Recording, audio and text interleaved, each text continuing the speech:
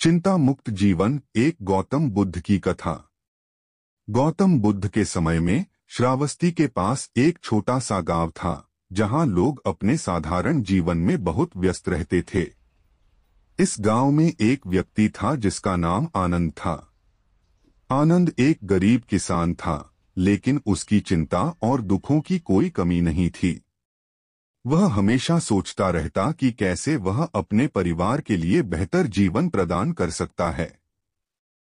चिंताओं की शुरुआत। एक दिन आनंद को यह सुनने को मिला कि गौतम बुद्ध श्रावस्ती में प्रवचन देने आ रहे हैं। उसने सोचा कि यह अच्छा अवसर है कि वह अपनी चिंताओं का समाधान पा सके। वह अपनी पत्नी और बच्चों को घर पर छोड़कर श्रावस्ती के लिए रवाना हुआ। रास्ते में उसने सोचा कि वह कैसे अपनी समस्याओं को बुद्ध के सामने रखेगा और उनसे समाधान मांगेगा। गौतम बुद्ध का प्रवचन। जब आनंद श्रावस्ती पहुंचा, उसने देखा कि वहां बहुत भीड़ थी। लोग बुद्ध के प्रवचन को सुनने के लिए जमा हो गए थे। आनंद ने भीड़ में जगह बनाई और ध्यान से बुद्ध के शब्दों को सुनने लगा। बुद्ध ने अपने प्रवचन में बताया कि कैसे हमारे दुख और चिंताओं का मूल कारण हमारी इच्छाएं और मोह हैं। उन्होंने कहा, चिंता उसी समय समाप्त हो जाती है जब हम अपने मन को शांति और संतोष की ओर मोड़ते हैं। आनंद की मुलाकात। प्रवचन समाप्त होने के बाद आनंद ने बुद्ध से मिलने का निश्चय किया। वह बुद्ध के पास गया और अपनी चिंताओं और दुखों का वर्णन किया। उसने कहा, गुरुदेव, मैं एक गरीब किसान हूं और मेरी चिंताओं का कोई अंत नहीं है। मैं दिन रात मेहनत करता हूं, फिर भी मेरा परिवार सुखी नहीं है। कृपया मुझे मार्ग दिखाएं। बुद्ध की शिक्षा। बुद्ध ने आनंद की बातें ध्यान से सुनी और मुस्कुराते हुए कहा, आनंद, तुम्हारी चिंताओं का कारण तुम्हारा मन है। जब तक तुम्हारा मन शांत नहीं होगा, तुम किसी भी समस्या का समाधान नहीं पा सकते। तुम्हें अपने मन को संतोष और धैर्य के साथ मजबूत बनाना होगा। बुद्ध ने आनंद को एक कहानी सुनाई, राजा और अनमोल पत्थर। प्राचीन काल में एक शक्तिशाली राजा था जिसके पास एक बहुत ही अनमोल पत्थर था। वह पत्थर इतना कीमती था कि राजा उसे हमेशा अपने पास रखता था। लेकिन एक दिन राजा ने देखा कि पत्थर खो गया है। वह बहुत चिंतित और परेशान हो गया। उसने अपने सारे सैनिकों को पत्थर की खोज में भेज दिया, लेकिन पत्थर कहीं नहीं मिला। राजा ने अपने राज्य के सभी विद्वानों और संतों को बुलाया और उनसे समाधान पूछा।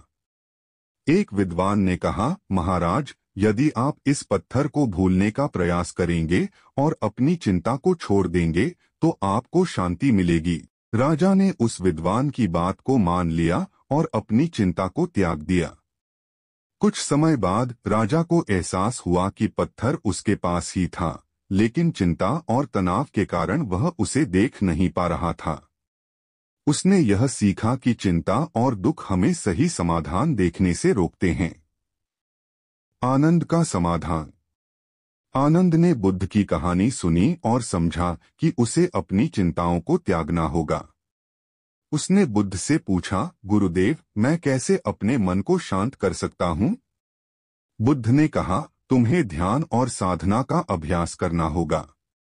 अपने मन को वर्तमान में रहने की आदत डालो और भविष्य की चिंता छोड़ दो। जब तुम अपने मन को शांत कर लोगे तो तुम्हारी सारी चिंताएं स्वतः ही समाप्त हो जाएंगी।